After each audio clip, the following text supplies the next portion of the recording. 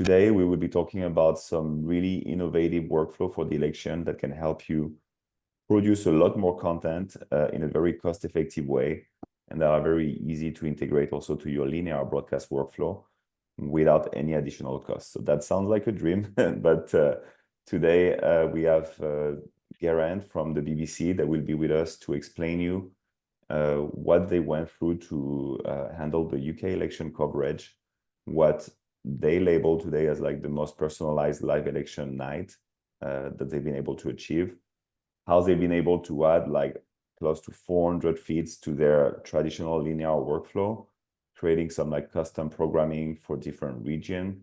It's really a very interesting, very innovative workflow that can be replicated and used in many various occasions. So you will see all the challenges that they went through, the process. Geraint is with us today. I will introduce the rest of the team, but Geraint, if you want to just say a few words to introduce yourself, go for it. Sure. I'm Geraint. I work for BBC News on iPlayer. So we're in the streaming team looking at everything streaming, but then that feeds into all the other bits of the BBC as well. And one of the biggest projects that we worked on this year was this Camera at Every Camp project with the general election. Thank you. And so who work with Geraint very closely is Fernando and Johannes. Fernando and Johannes, I'll let you introduce yourself. Yeah. So as Fernando, go ahead.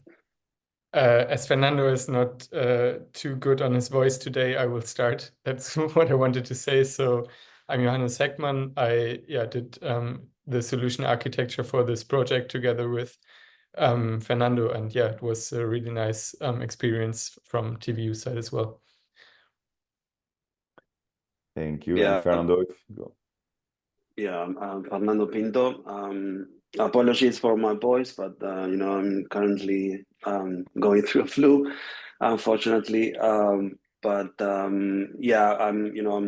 running the solutions team for Europe, and this was for sure one of the most interesting and biggest project that we developed and we worked this year. Okay, so it was super interesting and super fun to go through. Okay, thank you very much, Johnny. Thank you, Fernando. So thank you for joining today, especially because you're sick. So we'll get started. Everybody is here now, and people that are connecting. So we will have a recording of that webinar as well that we will share with everyone after the presentation. So as a reminder, today we're going to go through the journey of the BBC regarding their UK election coverage and how they made it like hyper customized for their audience, and how that generated a lot of additional viewers as well on their iPlayer program. So Geraint is with us to discuss that, and at the end we will also show you some additional workflow that have been used across the world in use that can be replicated and beneficial for you around the world. It's been like a crazy year for election. It's been labeled the biggest year in election history, with around 100+ countries around the world holding election.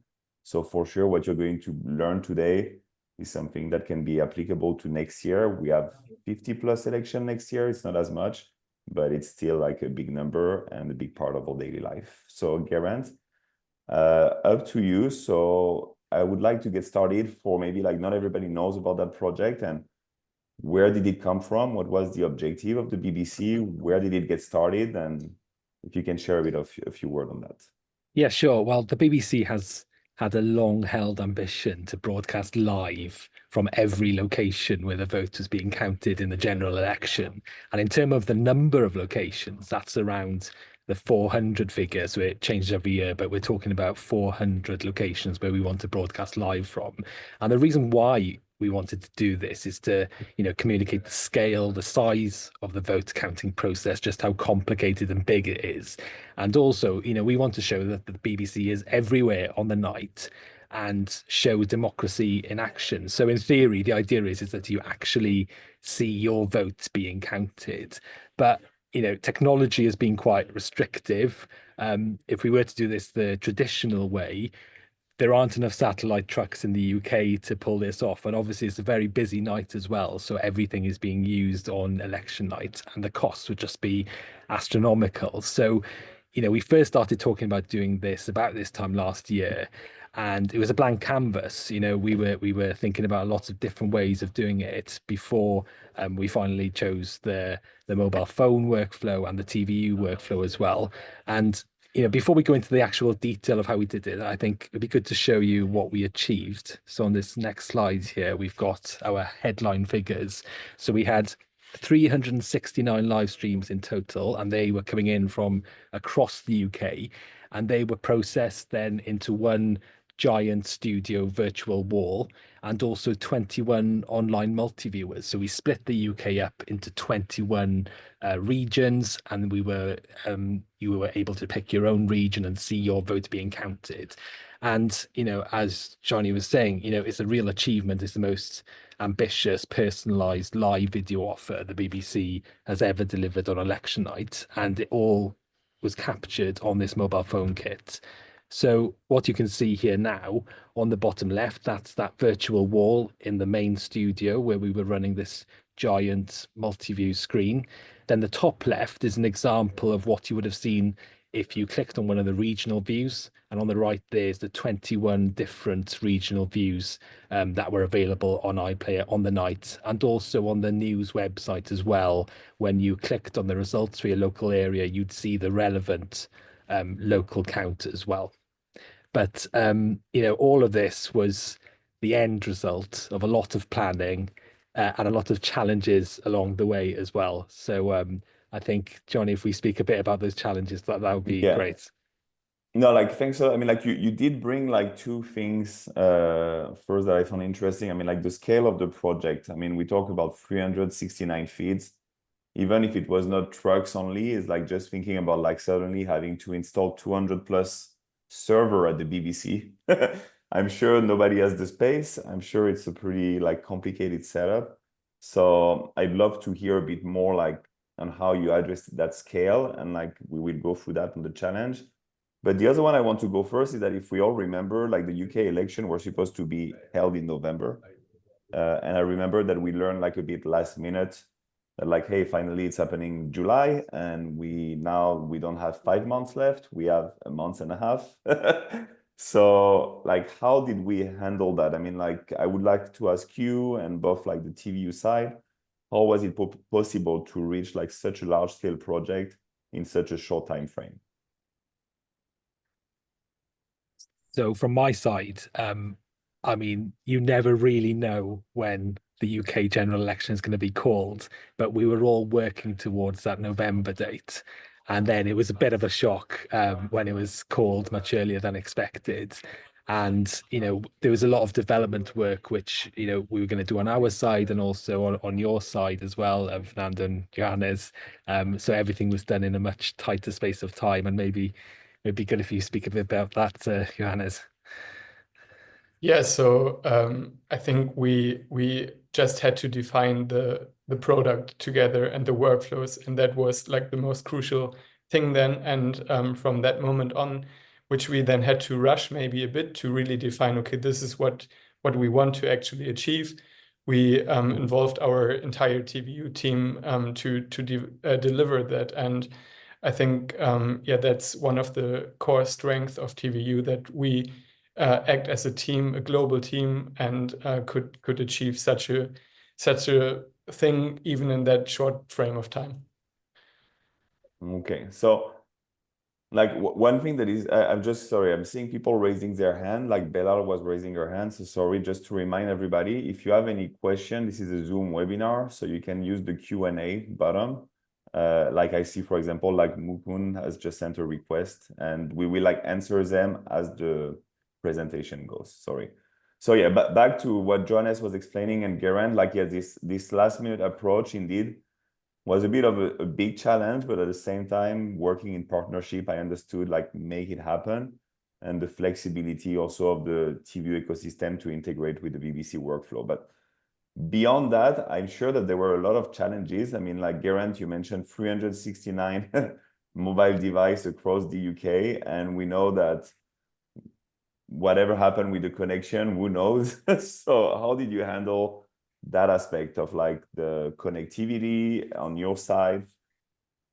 Yeah, well, I mean, I think the biggest challenge was definitely the scale of it, just because it means, we had all these people out in the field actually setting up the kit. Um, so there's all the communication that we have to do with them. And then on top of that, then there's the kind of connectivity challenge. But first of all, what we really had to think of was how we were actually going to get this kit out there and what it was going to look like. So I think we've got a picture here of the tube, which was what we worked out was the most efficient way of doing this, because we could send those tubes through the post. And in that tube was a tripod, a mobile phone, and a power bank as well, which could sustain the power of the phone for around 12 hours. And that worked really well. And the people we actually sent out to film this, to actually set up the live stream, most of them were stringers. So stringers are people who the BBC employ for the night to communicate the results with the BBC, so that we have a reflection, accurate numbers from each count on the night. And they were doing this in addition to what they were there to do, to communicate the results. So the idea was that at the start of the night, they arrived, they set up the camera, they just switched it on and left it, and would leave it for the duration of the night. So the kit had to be really simple, because the people who were setting it up were ranging from camera operators who, would be comfortable doing something like this, to people who were, tech phobic, who just weren't used to doing anything like this at all. So we really had to think of a simple way of putting this together. So one of the things I did was I created a video, which was a really detailed step-by-step way of setting up these videos, setting up these live streams. And that was something that worked really well. And we could refer about that on the night as well. And when they switched on the phone, it would connect seamlessly. It would just, so long as they put the Wi-Fi code in, it would use the activated bonding to connect to the strongest network as well with a SIM inside. It was a multi-carrier SIM. So we'd connect to the strongest network, and then we had already pre-programmed these phones. But the scale of that in the first place, that was definitely the biggest challenge, just getting all the tech to the right places. So thanks. Like you just mentioned about the bonding side as well. Like, I mean, maybe Johannes, I mean, that would be more on the TVU technology side, but can you maybe give a bit more information on the bonding, and like how is it handled, and how they make like that? Basically, I think out of all the phone, Geraint, that were like connected, like most of them, you were talking about 99% of them got connected. So Johannes, like how did it work like on the TVU side? Yeah, so what we use is a TVU protocol, which actually enables us to aggregate links to the public internet. So in the case of mobile phones, we would aggregate the link, which, for example, a USB to Ethernet or a Wi-Fi kind of connectivity would give us on top of like a cellular data connectivity. And yeah, those two kind of aggregated links would then assure us a really a stable transmission to whatever destination we aim for.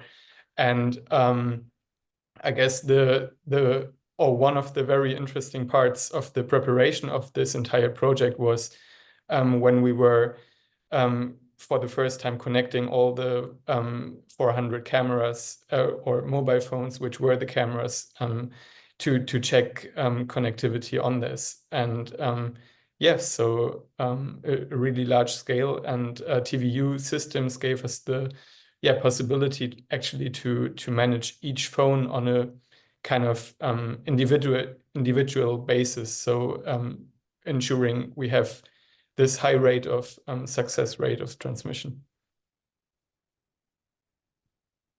I take thanks. So just a lot of people are asking question. One question was how many gigabytes of data have been used? So just because we are in the topic of the data, I know Geraint, you have kind of that number if you want to share. Yeah, it's quite surprising, really, because when we first started this, we just had no idea how much data it would need. We started off thinking we need 20 terabytes. Then we did a small test at the start of May, and we halved it to 10 terabytes. But we ended up only using 500 gig of data, which is, we just Wow. couldn't believe how small that figure was, which shows really that with the bonding that it was mainly Wi-Fi that the phones were using. The Wi-Fi was good enough in most of the locations. And that was quite a big learning for the BBC because traditionally we've thought, Wi-Fi in these locations, it's quite inconsistent, but it's incredible how much that's come on in the last few years and what a difference it makes to technology like this as well.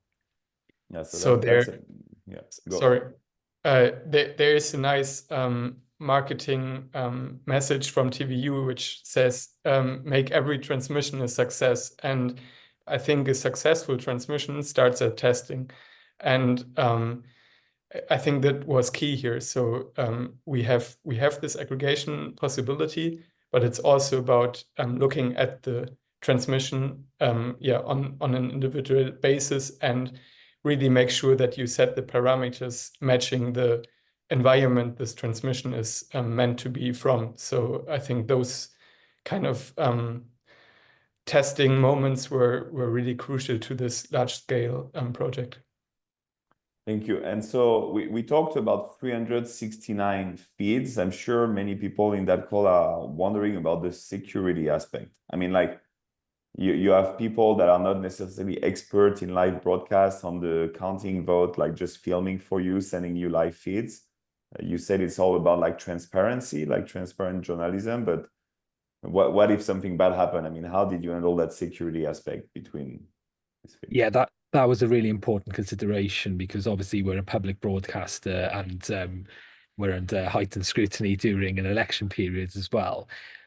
So the way that we did it was that we had 12 journalists back at base who were watching these feeds, and if anything were to go wrong, they could replace that particular feed with a looping graphic and then use that time when that graphic was looping to sort out whatever was going wrong, whether that be, something going wrong at the site or it falling over, or if the feeds were to go down or freeze or lose connectivity, they had that flexibility so they were able to replace it at any time. And that was our kind of last line of defense, really, as well as the BBC person was there as well, physically with the camera. Okay. So what I learned after some hours on kind of premises at BBC is that also not all counts start and stop at the same time.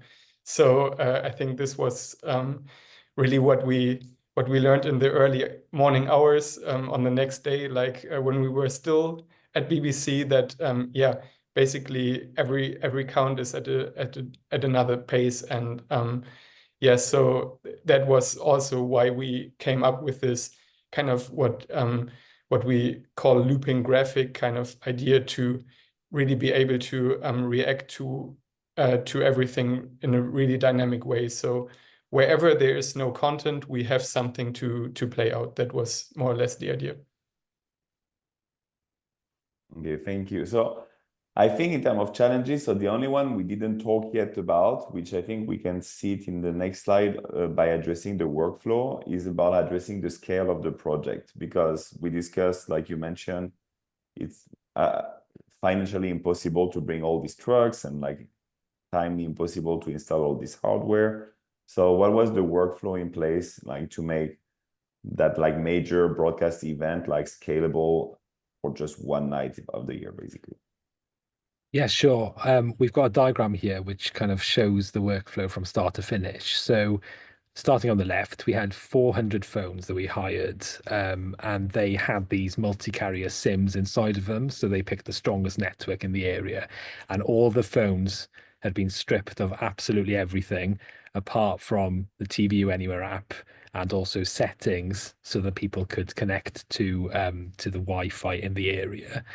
That was quite a long process. Maybe I'll talk about that in a sec. But all the phones were registered with the TVU Anywhere app. So then once that they pressed the TVU Anywhere app, it would connect to TVU Search. And because we'd registered all the phones in advance, we knew exactly when that phone connected, who that phone was, and it went into the correct place in the ecosystem then. So you see the top line there goes in the cloud. So what that allowed us to do was every stream in isolation, we could clip up. And so if something were to happen at one of the counts, if a party leader turned up unexpectedly or something, and we wanted to clip that up, we could go onto the cloud and just clip that up and publish it onto our website or whatever. So that was an important feature that we wanted. So each of the feeds as well, probably something we should have mentioned, because this is another requirement that we had, was we wanted to record all of these feeds as well. So that was being done through TVU Search, and we were able to clip that up in real time.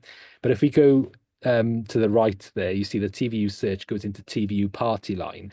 So what was really important for us was that we wanted these multi viewers, the multi screens with a number of tiles, mosaic.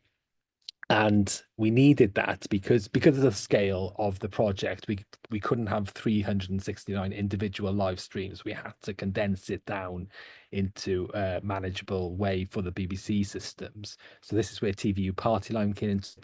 Then we sent it from TVU Party Line along the bottom. That was to the studio via a transceiver. So that was the virtual wall. And then the straight across line to TVU Producer, that's where we created those views that we saw online. So we added the custom backgrounds and the custom layout.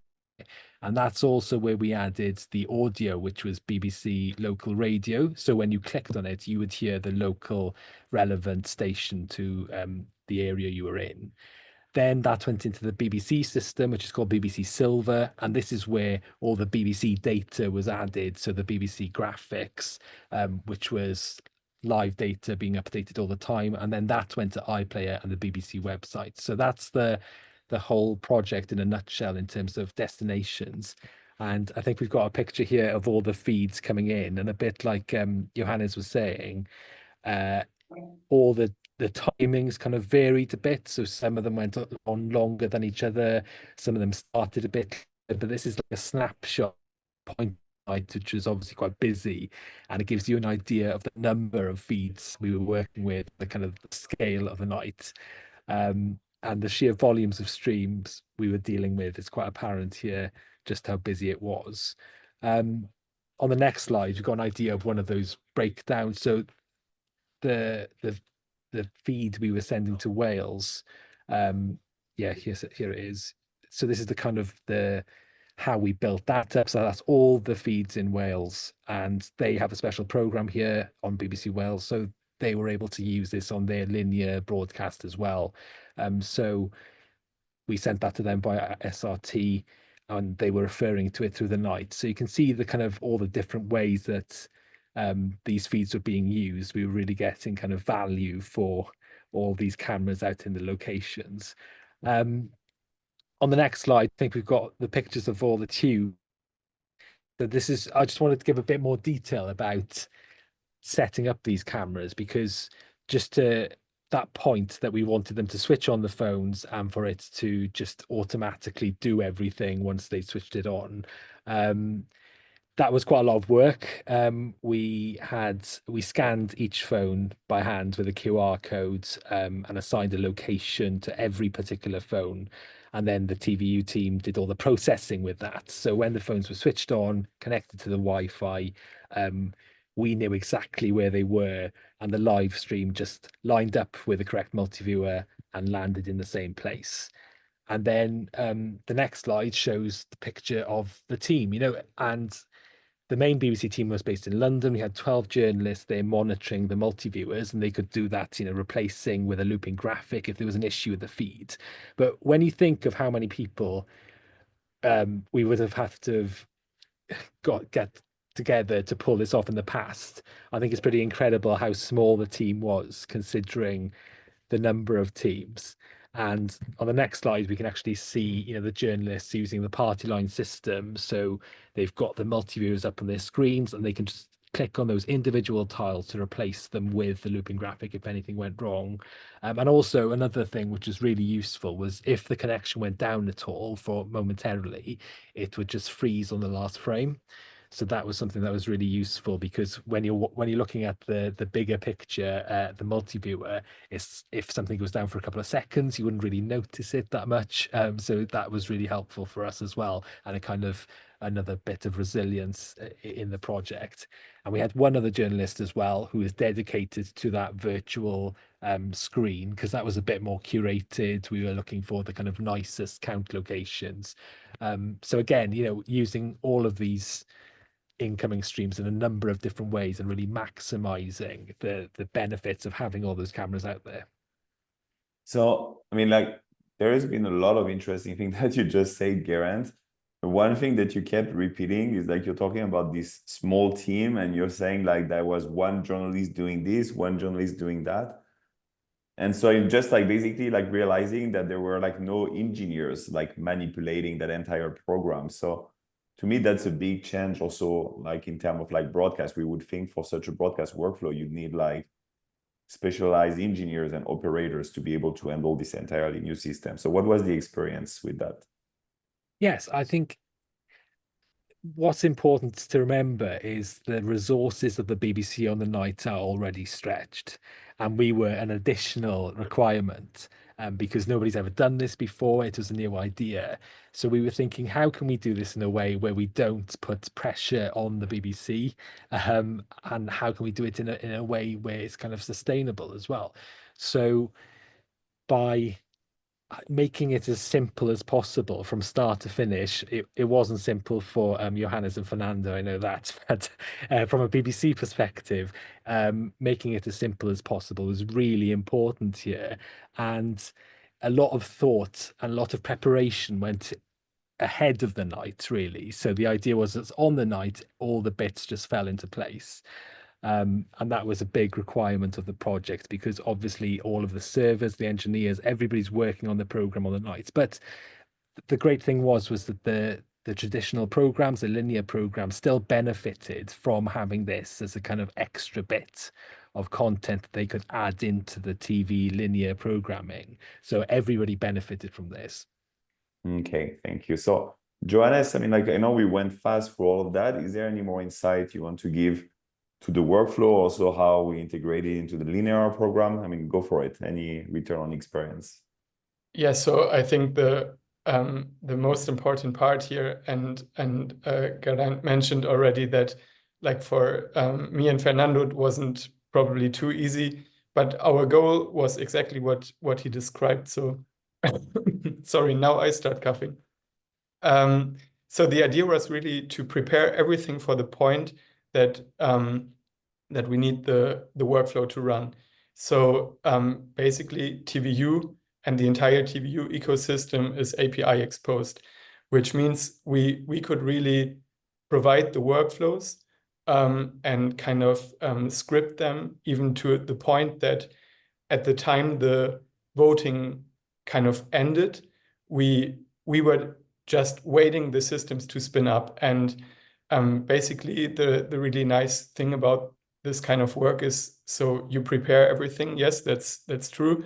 But then during the event, the actual kind of engineering or orchestration or administration work is close to zero. And it was really like a more operative workflow than during the election night. And yeah, that was the concept of this workflow. And yeah, I think the description of the workflow was perfectly done already. So I think the only thing I want to add here is really the flexibility of what we achieved here. So we mentioned, okay, we need the ISO recording for recording.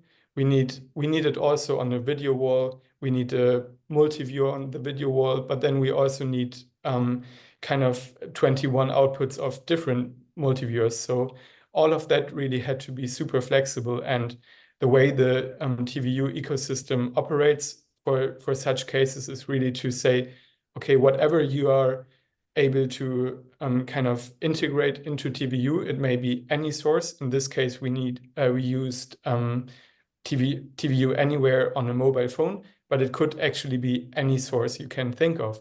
And the idea of TVU is to make it available over the entire ecosystem. So may it be recording, may it be play out on a hardware receiver, all of that is kind of available once you are kind of in the TVU ecosystem. Thank you. So thank you. We have a lot of questions around one topic, so I'm going to like reply on that one. Like some people are asking like what software were we using or how many server were there to receive all these feeds, etc. And so what I want to highlight on that workflow, and then Johannes can add on top if needed, is that was the beauty of that workflow. It was entirely cloud-based.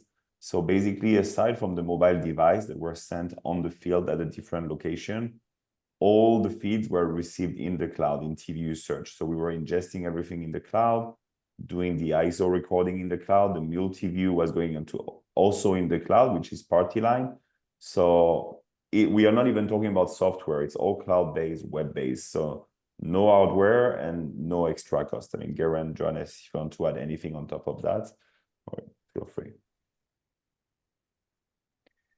Yes. So I think the important part of election night was really, as you say, there is no kind of software which you install on a computer. It's more like it's browser based and it's monitoring. So for all cloud workflows, and whenever I plan a cloud workflow with customers or we as in TVU, we just emphasize, okay, the most important part for a cloud workflow is that you as the operator have an internet connectivity which is kind of stable enough to monitor and operate those workflows. And then which kind of TVU product we use so in such a workflow as we show it here is not really super relevant for this webinar, because what's more relevant is that we as in TVU solutions discuss with you as a customer what is the requirement for your product, for your project, for your product.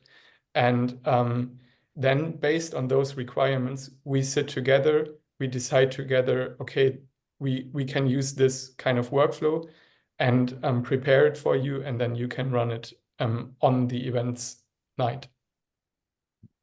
Thank you, Johannes. One question, so iPhones or Android, any kind of iPhone, but one question for you, maybe Geraint, is like, how are we able to communicate with the people in the field? They were like asking like how people in the field were able to see what was on the program, what was the way used in there. Well, we designed the system so that we didn't have to communicate with the people out in the field. I mean, we would have been able to. I mean, I know there are some features in TVU anyway which allow you to do that, but the idea was, as the people were there and their primary reason for being there was to communicate the results back with the BBC, the idea was that they just set up this kit and left it for the night. So that was the thinking behind the video, and everything else was that we didn't have to communicate with them. And in a way, it would have been quite difficult to communicate with them if that was part of the plan, because we'd have to communicate with 369 people, which is just not sustainable, really. So the idea was that we'd try to think of every single thing that could go wrong, and try and build it into that video at the start. There was a couple of, I'd thought of some things which could go wrong in a small number of locations, and I kind of made a few smaller videos that I could send over to them at a moment's notice if needed. But that only happened in about 4 locations, and that was more to do with because we were using multi-carrier SIMs, we could choose which network. So say if there was an issue with a certain network in a certain area, we could get them to change the network. But other than that, the idea was, and what we actually told them was, you don't need to talk to us, we don't need to talk to you. All the work has happened in advance, so you just switch it on and you leave it there, and we'll be in touch with you if we can't see you. But luckily that barely happened at all throughout the night. Okay, great, thanks. So yeah, like really like simplified to the maximum for like smooth results. So that's one last question, and then I think we'll need to move. So there are a lot of questions that are being answered by the team. I'm just asking the one that can touch everyone. Is like, do you think that if we used AI, it could have helped more in the BBC use case? So that question is like Geraint, Johannes, whoever wants to take it on. I guess there's elements of setting up the phones which could have used AI, which would have been helpful. I think, though, given the time frame that we had, knowing how best to use AI is kind of a question, which is quite difficult to answer because we were learning a lot as we were going along. So how best to implement AI, I'm not sure in terms of that sense. Yeah, I mean, there are things I know in future where I could imagine us using AI, such as there's, transcription tools and things like that, which would be really useful. But for this project, it's the first time we've ever done it. We just wanted to do it in its purest form, just to get those pictures, to be able to record them. So apart from that setting up element, I'm not quite sure I don't think it would have worked this time round, but that's something that we'll certainly be exploring in future. Thank you. So, and also we will show you a news-based AI workflow later on in the presentation that might answer a bit that question on other option of using AI. There's so many ways today that the industry is still in its early stage of discovering what can be done with AI. So I think let's move on. There is lots of questions. We are replying in the meantime, and also we will send with an email following up the webinar all the questions and answers so that everybody can have access to them. I suggest that we go now to the result because there's been also a lot of questions on the result, Geraint. How many people access the app? How many people like viewed the show? So there's been all these questions. Geraint, to you. Yeah, sure. So this is a picture of the push notification which was sent on the night, and that had a much higher than average engagement.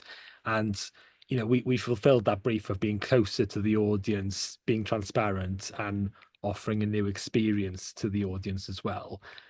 Just in terms of the impact of the project, we've got a picture here of Broadcast Tech. There's quite a bit of media pickup after the event. A number of publications picked up on what we did, and we're really interested in the way that we pulled it off as well. And we've actually been shortlisted for 2 Broadcast Tech Awards, which are taking place this week for this project as well. And the next slide was one of the people who set up the cameras did a quick TikTok video, and it ended up getting almost 2 million views. So you can see there's an appetite for that kind of behind the scene content as well. People are really interested in how we pull this off. But in terms of those all important numbers then, so 369 of the 373 feeds worked. So that's a 99% success rate. Out of the 4 that unfortunately failed, that was due to either power or connectivity issues. And when you're working at this scale, you're always going to have that level of failure, I think. But I mean, if you would have told me that many were going to succeed before the night, I would have taken your arm off. But as you said, this was all part of the most personalized and successful election ever on iPlayer. And when it comes to the figures, 21 million requests and over 8 million viewing hours. That's what iPlayer as a whole on the night. And this was just a totally new experience for the audience as well. I mean, like these are astronomical numbers. I mean, like 21 million requests on the night, that's pretty massive. So thanks for that. So I would say we can all see that it's been a massive project, at least in terms of like creativity, because like it's really about like the creative behind that. In the end, the workflow provided by TVU was just to answer like what you guys were trying to achieve to bring like more transparency throughout the election. I'd like to summarize on like a few takeaways that just like can be applicable, I think, from that project for everyone listening to us. I mean, we have like close to 200 people right now. Basically, like the first one that you've seen about is like connectivity is something that has been really key to address. So I would say wherever you are in the world, whether it's relying on Wi-Fi, Starlink, or like bonded cellular technology, all of this which we've been handled, like is like the best way to guarantee connectivity, even in places with massive amounts of crowd. So that's something key as a takeaway that has been handled in this way with TVU Anywhere, that was bonded between the Wi-Fi and the cellular data. So that was like the way to achieve it. Real-time personalization is something that is really big, that is really like people are looking to get more and more content that correspond to their need, their region. In the case of the BBC, it was like seeing what's happening in the voting count just next door or in my region. So all these tools that allow you in real time more personalization are key and can be applicated, like Johannes explained. It's not about like what solutions are out there. It's really what do you want to do? What story do you want to tell? And then we can help you, like our solution architect can help you like bring the pieces together and make what you want come true. I think the biggest part of here that we understood was the scale of the project. There are so many events. I mean, this year has been a year of a lot of massive events. We just finished the US election. There's been the Olympics. There's been a lot of big things. But like nobody has the money to invest like millions for just a one night event, even though the audience requests like a lot of content for these nights. And really, we can see how cloud has been able to address this kind of immense scale in the BBC case, like in a cost-efficient manner without involving any new hardware investment. It's just turn it on, turn it off. And I've seen there's been some question on the cloud storage required for that project and how it's being handled. We'll probably answer more in the detail because I see the time running, and I will send it after by email. Just the last point that I think is key, and maybe Geraint, you can say a few words on that, and then we'll leave it to Johannes, is the cloud reliability, because we've seen, at least on TVU side in the last 12, 18 months, like people being like more like trusting toward the cloud and like seeing it as a real added value.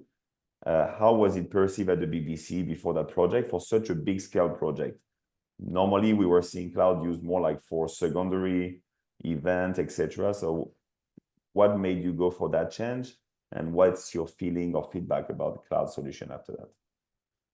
Well, it's back to that point really about the pressure on the BBC system on the night. I mean, there was no other option really than to use a cloud-based system for this project. But I think it was a bit of a turning point in terms of making people realize, wow, this is just a really efficient way to pull this off for the reasons that you said. So the being able to build it up for one big night and not having all that hardware or anything on site, or having to rent all that hardware, was really the thing that was appealing to us. And also it was really easy to use because those journalists that you saw using the software, it only took 2 days of training. So all in all, that was a really efficient way of us using this kind of software, really. And Okay. like I say, I can't see us using another way. Great. Okay, so cloud is working. So Johannes, anything you want to add? And if not, I mean, maybe what we discussed before is showing two other very interesting workflow that are like addressing a bit different topic. Today, we talked about a workflow that is more aimed toward like scaling up and down and personalization. Two other examples of big workflows that have been used this year that also can help transform the broadcast. So Johannes, I leave it up to you. Yeah, so before we jump into those workflows, just like one last comment about those takeaways. So I guess on the cloud reliability, and I pointed out before that we kind of automated all the workflows that we applied for BBC on that night. And I think that brings the beauty that you can even kind of add resilience, which on a hardware-based or like on-prem based workflow you could never add. And I think this resilience is even like a benefit of cloud workflows compared to whatever hardware you could do. And most importantly, even though we hosted it in the cloud, you still have, as we showed with the monitor wall in the studio, you still have the compatibility to any kind of on-prem workflow that you try to achieve. So TVU is really about making possible and making it happen whatever workflow you try to achieve, and whether that is in the cloud or not is then one of the details we look into together. So if I jump to those workflows we wanted to show on top of what we did for the BBC, one of the questions that was raised was about the AI and how TVU already uses AI for its workflows. And this is a really nice example that we did during this year for a customer. And we basically had a really high number of sources around the world. So we had our backpack, which is kind of a small encoder that fits into a backpack.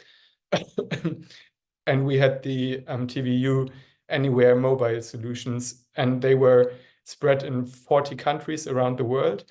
And we just had 2 operators handling all those kind of streams. And the way they did this was really using AI. So they were using the face recognition of our AI-powered content discovery workflow, and they were also using speech-to-text workflows to kind of discover more quickly over all of those feeds where did the relevant stuff happen during this workflow. And yet we were then able to not only clip this for later usage, as we also did in BBC example, but also to kind of play it out on a kind of more OB-WAN production, which it was in this case. So I just try to show here that with our kind of super scalable solution in the cloud, you can kind of increase the content quality and the content amount to your still OB-WAN based production with AI in the background. And then So just before you jump to another, it's just because there's been a lot of questions that come from Africa on the connectivity part. So because it's applicable to that workflow and the one before as well. The question are like, how well can the TVU system work in areas like Africa with poor internet connectivity using mainly 3G and 4G? And the other one is like, do you think we can implement a satellite link with TVU solution, specifically in these remote areas? So it's just like, go for it. So I think the interesting part which I didn't mention about this workflow was that at some of the sources which are shown on the left-hand side here were actually based in Africa. And as I stated before about the transmission success is all about finding the sweet spot of your parameters. So all TVU systems, including the TVU Anywhere app, are able to be remote controlled. So we have the full control over all transmission related parameters. And once you kind of align them to the environment that you try to have your transmission from, you will for sure have a success rate in the transmission. So in fact, to answer that question, yes, we have successfully proven that we can also stream from those kind of more rural areas or congested areas. And just to give a nice story here, I think there's probably no better way to find out what the sweet spot for transmission is than having 400 phones located next to each other in a cellular in the middle of nowhere in the United Kingdom. So once you can make this transmission a success, I think you can make actually every transmission a success. Okay, thank you.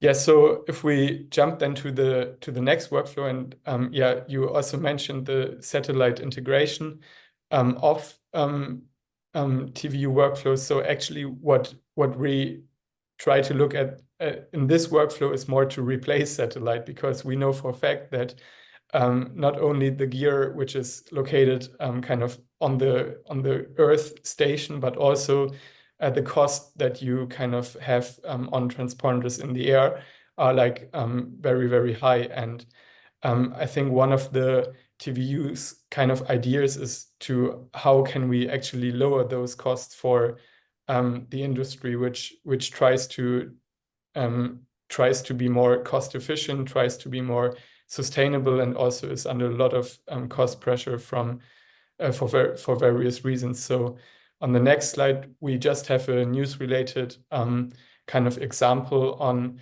how one news kind of agency can get rid of this and satellite transmission. And the idea really is to use TVU Media Hub as our any input, any output kind of cloud-based tool, and then kind of distribute from that to various destinations. And yeah, those could be kind of still on a satellite-based kind of internet connectivity. For example, we have integrated various kind of internet aggregating satellite technologies, but on the other hand, you could also contribute or transmit to SRT takers, HLS, CDNs, or HLSs. So I think, this is really just to show how super kind of flexible TVU can help you to look at the pain points in your workflow, especially with regards to cost, and find a lower cost kind of substitution for that. Thank you, Johannes. And I think that last example is a good way to wrap up with that webinar, and we'll see if there are there's a lot of questions still unanswered. We are doing our best, there are a lot. But it's a good way to wrap up with the example of the BBC, which was all about like scaling up and down. And that workflow, I mean, when you try to do distribution over satellite, I mean, it can be hard to scale up or down. You need to have like more encoders, more decoders. If you want to have one person receiving your signal, or suddenly you want 20 people receiving your signal, you need a different setup.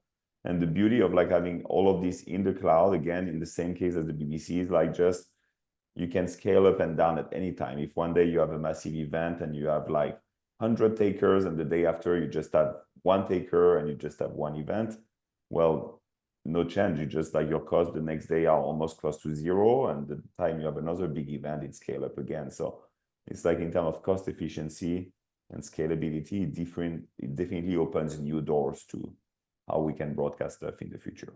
Okay. Yeah, and TVU is really a fully hybrid ecosystem. So when you prefer kind of on-prem workflows, we have fully integrated on-prem workflows, but we can host everything in the cloud. So it's really up to in which area are you located, what is your project, what is the resilience you're looking in.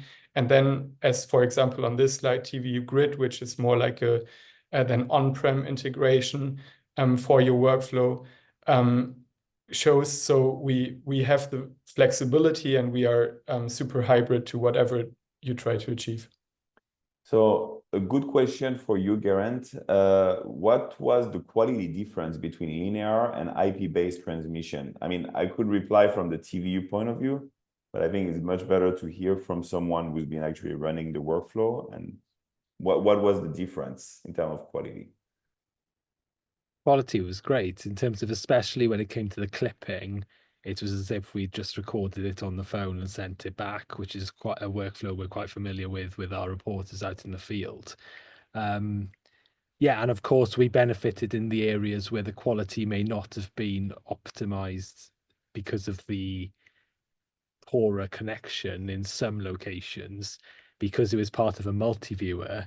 That wasn't noticeable at all. So really, it wasn't noticeable any difference in quality. It's what you would have expected from a mobile phone on the scene. Okay, super, thanks. And another question, so maybe for you or Johannes, like what was the end-to-end latency on that project? Like, or what was the minimum and the maximum that you had to face from the location, like on-site location where the phone was, to the headquarter user interface? Johannes, you're on mute, so we don't hear you. that was clear. It must have happened to someone. So yeah, interestingly enough, while testing, and I mentioned before to find the sweet spot of transmission. So as I mentioned, we had all the 400 phones kind of set up next to each other and used the remote control of TVU to do so. And we set all of those transmissions to a 5-second latency. But that was due to the fact that for BBC it was not kind of a super kind of latency relevant workflow they were looking into. TVU in general can go down as much as 0.5 seconds for TVU anywhere for transmission, but that obviously only works in like very, very stable network environments. So yeah, as I said, the 400 phones were set to this kind of quite higher kind of latency. However, then on the night, yeah, we actually didn't have to do anything about those parameters anymore. I think if I remember correctly, we just had issues with 1 or 2 actually polls where we actually fixed some of the transmission parameters during the night. So that was really the sweet spot that we defined for us and was okay for this workflow. But yeah, just to point out, we can be kind of flexible to whatever kind of transmission latency you look into. Thank you. So I think we'll finish with that last question because we are ending the hour. Sorry, it's taking more time. I guess you guys are interesting, but like Geraint, that question is for you. Like, what did you do with all these mobile kits? They were hired. And what's the plan? They were hired, so they all went back. And actually, surprisingly, we got all of them, almost all of them. I think there was one that went missing. Apart from that, we got them all back. So very good. And we handed them back.